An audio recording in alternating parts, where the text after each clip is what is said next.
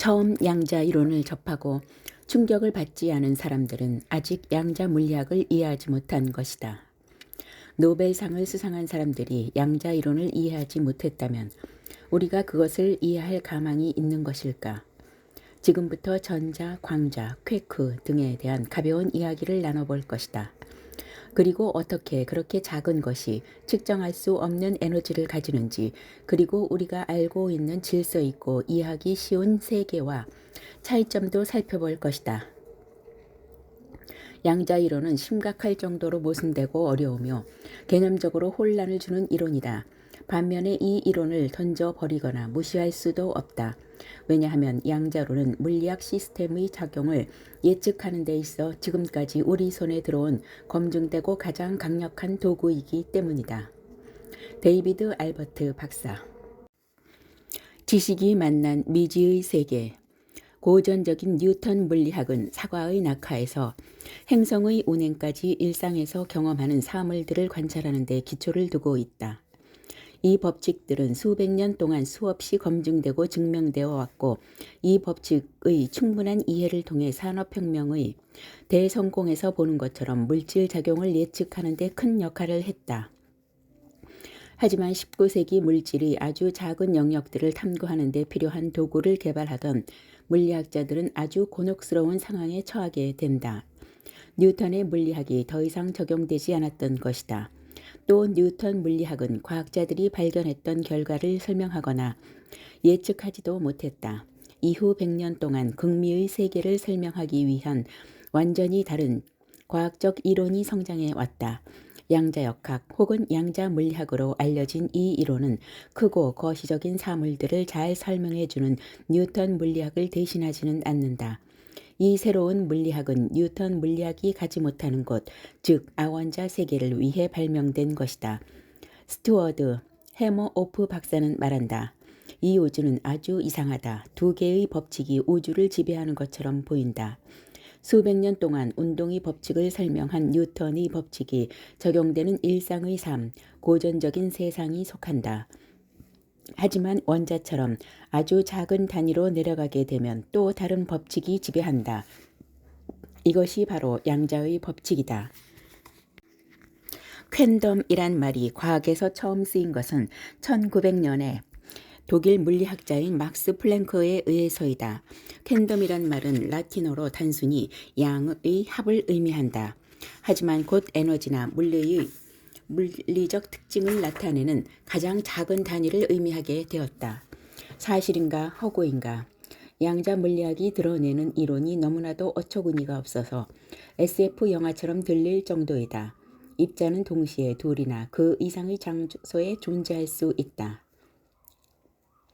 또 한 장소에 위치하는 물체는 입자로도 나타났다가 파동으로 나타나기도 하고 시간과 공간을 넘어 퍼져나가기도 한다. 아인슈타인은 빛보다 빠른 것은 존재하지 않는다고 말했지만 양자 물리학에서 아원자 입자들은 공간 속에 아무리 멀리 떨어져 있더라도 동시에 정보를 교환할 수 있다. 고전 물리학은 결정론적이다. 어떤 조건이 주어지면 그것이 어디로 움직일 것인가를 예측할 수 있다. 양자 물리학은 확률론적이다. 특정 물체가 어떻게 변할지 결코 확실하게 알 수 없다. 고전 물리학은 환원론적이다.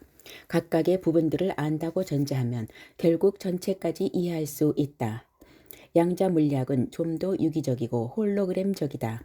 양자 물리학이 그려내는 우주는 모든 부분이 서로 상호작용하며 영향을 주는 통일된 우주이다. 하지만 가장 중요한 점은 양자 물리학에서는 400년 동안 과학을 지배해온 데카르트식의 주체와 객체, 관찰자와 관찰 대상 사이의 구분이 사라진다는 것이다. 양자 물리학에서 관찰자는 관찰 대상에 영향을 미친다. 물질 우주에서 독립된 관찰자는 존재하지 않으며 우주 안의 모든 것들을 참여하고 있다. 놀라운 사실 1. 빈 공간. 가장 친숙한 것에서부터 출발해 보자. 물질 우주가 딱딱한 입자라고 보던 뉴턴 물리학에 양자 물리학이 가하는 첫 번째 일격은 원자의 대부분이 빈 공간으로 구성되어 있다는 사실을 발견한 것이다. 얼마나 비어 있을까? 수소 원자의 핵을 농구공 크기로 놓고 보면 전자들은 약 32km 주변에서 그 주위를 돌고 있다. 그리고 그 핵과 전자 사이의 빈 공간이다. 우리 주변의 물질은 아주 작은 점에 불과하며 실제로는 빈 공간으로 둘러싸여 있는 것이다. 하지만 이것도 진실은 아니다. 이렇게 텅 비어 있는 곳도 실제로는 전혀 비어 있지 않다. 그 공간은 미묘하게 엄청나게 강한 에너지로 꽉 차 있다. 물질이 미세한 부분으로 내려갈수록 에너지의 양은 증가한다. 1cm의 구슬 크기에 존재하는 빈 공간의 에너지는 전 우주의 모든 물질의 에너지보다 더 크다. 과학자들은 아직까지 이 에너지를 직접 측정할 수는 없지만 이 무한한 에너지 효력은 알고 있다. 놀라운 사실 2. 입자, 파동 혹은 파립자. 과학자들이 원자 속으로 깊이 들어가 발견한 것은 입자들 사이의 공간뿐만 아니라 아원자 입자는 전혀 고체의 성질을 띠지 않으며 두 가지 성질로 나타난다. 우리가 그것을 어떻게 바라보느냐에 따라서 아원자 입자들은 입자처럼 움직이기도 하고 파동의 성질을 띠기도 한다. 입자는 공간에서 특정 위치를 점하는 분리된 고형의 물질이라 정의할 수 있다. 반면 파동은 위치가 정해져 있지 않고 고체의 성질을 갖지 않으며 음파나 물결처럼 퍼져 나간다. 파동으로 나타나는 전자나 광자는 특정한 장소를 점하지 않고 확률의 장으로 존재한다. 입자로 관찰될 때 그런 확률의 장은 붕괴되어 특정 위치와 시간 속에서 위치를 점하게 된다. 놀랍게도 파동과 입자의 차이를 만드는 것은 관찰이나 측정 행위이다. 측정하거나 관찰되지 않으면 전자는 파동처럼 움직인다. 실험을 통해 그것을 관찰하는 순간 그 파동은 붕괴하여 특정한 입자로 변해 특정 위치를 점한다. 아원자 물체가 파동의 상태에 있을 때 그것이 관찰 후 무엇으로 변하고 어디에 위치할지는 불명확하다. 이 상태를 중첩이라 한다. 이것은 마치 어두운 방에서 동전을 던지는 것과 같다. 수학적으로 동전이 바닥에 떨어진 후에도 그 동전의 앞면이 나왔는지 뒷면이 나왔는지가 알 수 없다. 불을 켜는 순간 우리는 중첩을 붕괴시키고 그때서야 동전의 앞뒤가 결정된다. 불을 켜는 행위처럼 파동을 관찰하는 행위가 양자의 중첩을 무너뜨리고 입자는 고전적인 상태에서 측정 가능한 모습으로 나타난다. 어떻게 한 물체가 고형의 입자의 성질과 부드럽고 물과 같은 파동의 성질을 동시에 가질 수 있을까? 아마도 이 모순은 앞에서 말한 것을 상기함으로써 해결될 수도 있다. 입자는 파동의 입자의 성질을 띈다.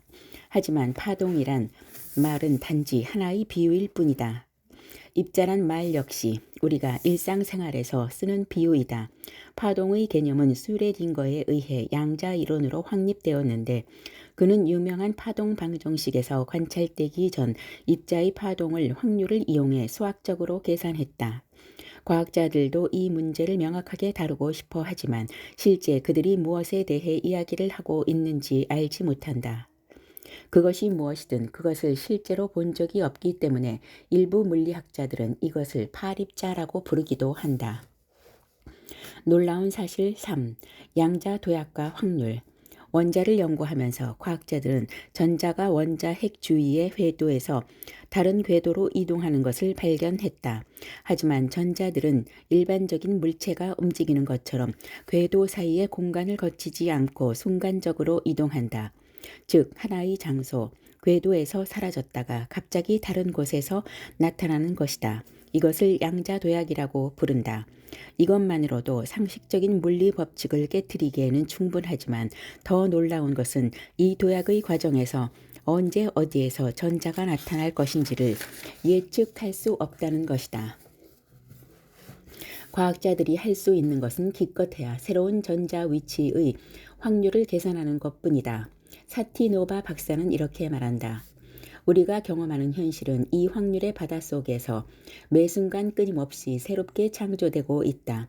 하지만 진정한 신비는 그러한 개연성으로부터 실제 어떤 일이 일어나는지를 결정하는 것이 이 물리적 우주에는 존재하지 않는다는 것이다.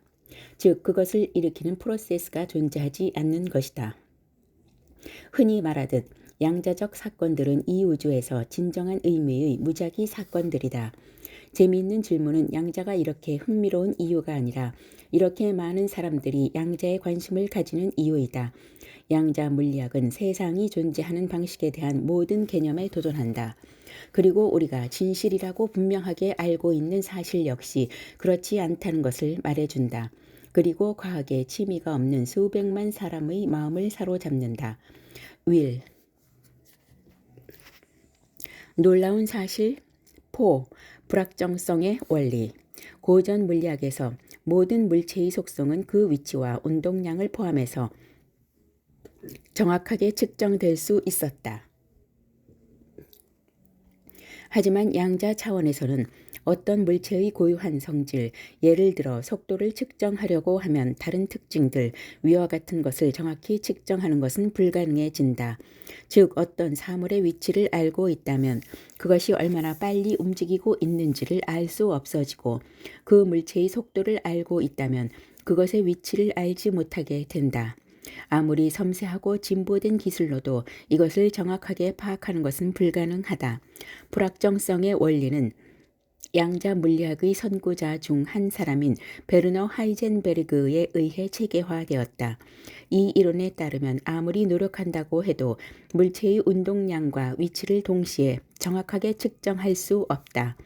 하나에 초점을 맞출수록 다른 하나의 불확정성은 더욱 증가한다.